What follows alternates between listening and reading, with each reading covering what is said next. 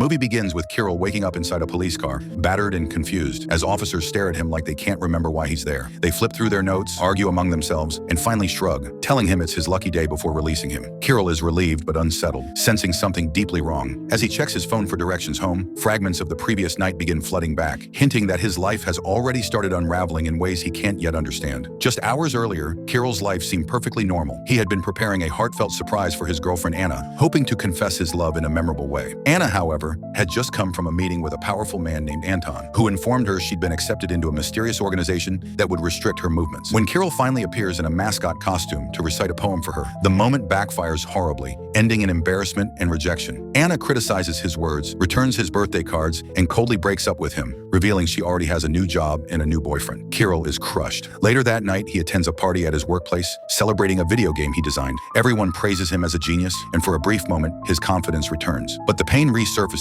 when he notices his friend Kotya replaying the video of Anna dumping him, confirming that heartbreak is now unavoidable. Trying to escape the misery, Kirill heads home, only to step into a nightmare. Inside his apartment stands a strange woman named Renata, calmly claiming the place belongs to her. Police arrive, and shockingly, all official records support her claim. Kirill can't find a single document proving he lives there. Even his neighbors seem uncertain, and when he tries to take his dog, the animal doesn't recognize him at all, forcing Kirill out into the night. He crashes at Kotya's place, convinced the situation is some elaborate mistake that will be corrected by morning. But the next day only deepens the horror. Municipal offices show no trace of Kirill owning an apartment. When he visits his workplace, no one recognizes him. His boss treats him like a stranger applying for a job he once held. Even photos from the party have mysteriously vanished, erasing all evidence of his existence. Desperate, Kirill turns to his father, hoping family bonds are immune to whatever curse has struck him. At first, his father waves and smiles, but a camera flash suddenly blinds him, and in an instant, recognition disappears. His father calmly insists he doesn't have a son. That moment shatters Kirill completely. He finally accepts the terrifying truth. Someone or something is systematically deleting him from reality itself. Kirill returns to his apartment building, only to be treated like a criminal again. Surprisingly, Renata intervenes, claiming he's an old friend. Confused and furious, Kirill confronts her, accusing her of stealing his life. When she mocks his loss, he snaps, grabbing a knife in desperation. Instead of panicking, Renata forces his hand, deliberately guiding the blade into her body while screaming for help, framing Kirill for her apparent murder. A neighbor knocks Kirill unconscious, believing he's a killer, which explains how he ended up in the police car earlier. After his release, Kirill follows directions on his phone to a mysterious tower. Inside, exhaustion overtakes him, and he collapses onto a bed. When he wakes, the space has transformed into a surreal apartment. Doors lead to impossible places, and reality itself feels flexible, as though the world is waiting for his command. Kirill opens one door and finds snow. Another leads to a welcoming man delivering mail. Then Renata reappears, completely alive, calmly explaining that she never died. She reveals the tower is an intersection between worlds, and Kirill has been chosen as a gatekeeper. With simple wishes, he can summon clothes, furniture, even luxury items. Though amazed, Kirill resists, wanting his old life back rather than supernatural responsibility. Renata coldly explains he has no choice. In his original world, he's now officially a murderer. The tower is his only refuge. She names him a customs officer, tasked with controlling access to a perfect world called Kimgim. With nowhere else to go, Kirill agrees and studies the rulebooks delivered by the mysterious mailman, beginning to understand the immense power and strict limitations of his new role. Determined to reconnect with his past, Kirill contacts Kotya, pretending to be a job applicant. He lures him to the tower and reveals Kimgim, stunning Kotya with proof of multiple worlds and reality-bending magic. Kirill effortlessly conjures the world's most expensive drink, showcasing his growing abilities. Despite the wonder,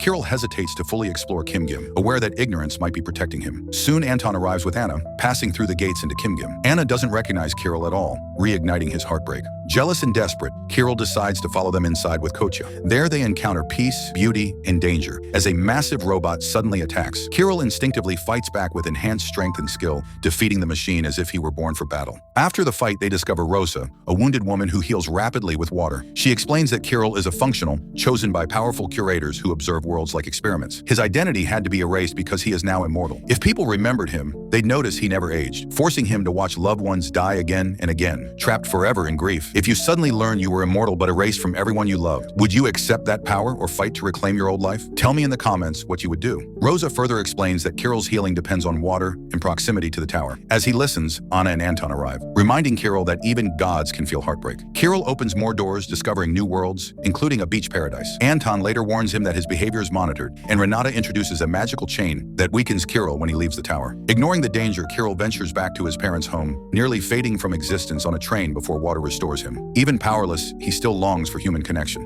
Believing he still has a chance with Anna, Kirill confesses his love again. Though she doesn't remember him, she feels a strange familiarity and agrees to see him. Their relationship rekindles slowly, but Renata and Rosa warn that loving a functional comes with devastating consequences. To them, Kirill is no longer human, but a tool serving something far greater. At a celebration in Kimgim, tensions explode. Renata demands Kirill abandon Anna, while Rosa quietly warns Anna about his true nature. Felix, another functional, reveals the existence of Archon, a mythical original world the curators desperately seek. According to him, all other worlds are merely rough drafts, imperfect copies built to test ideas before applying them to reality itself. Anna is secretly abducted under Renata's orders, and Kirill learns the curators plan to use Archon to reshape existence. When Anna calls for help, Kirill is too late. Furious and desperate, he opens a door to a prison world where rule breakers are exiled. There he finds Anna imprisoned among countless others who dared defy the system. Using his authority, Kirill stages a distraction and rescues Anna, even as warnings echo about punishment from the curators. They escape back to the tower, but the victory is short-lived. Kotya reveals his true identity as a curator, admitting he orchestrated everything. With a thought, he activates Kirill's chain, torturing him effortlessly and proving who truly holds power. Barely alive, Kirill drags Anna to the healing waters, saving her once more. The next day, he leaves her a note and opens a forbidden door, finally reaching Archon. There he meets another Kirill, who reveals the horrifying truth. Archon is the original world, and all others, including Kirill's home, are flawed experiments destined for replacement. When Archon's Kirill views him as a threat, robotic enforcers attack. Though shot repeatedly, Kirill survives, escaping through water and sewage back to the tower. Waiting for him is Renata, who admits she sent Anna away. Their confrontation turns violent, ending with Kirill killing Renata as the tower begins to collapse around them. As the structure crumbles, Kirill receives a call from his mother, confirming the impossible. His identity has been restored. The world finally remembers him, but freedom comes at a cost. The doors are destroyed, and Kotya explains the worlds are now unstable. Until reality itself is saved, Kirill can no longer travel between worlds to find Anna. Faced with a broken system and a fragile universe, Kirill chooses to move forward rather than give up. His powers may be limited, but his purpose is clearer than ever. The boy who once wanted nothing more than love and recognition now stands at the edge of existence, ready to challenge the very architects of reality itself. Kirill drives away with Kotya, knowing the path ahead is dangerous and uncertain. His story is no longer about escaping loneliness, but about protecting worlds, confronting gods, and redefining what it truly means to be human, when eternity is no longer a blessing, but a responsibility. If you enjoyed this epic sci-fi journey, make sure to like the video, subscribe to the channel,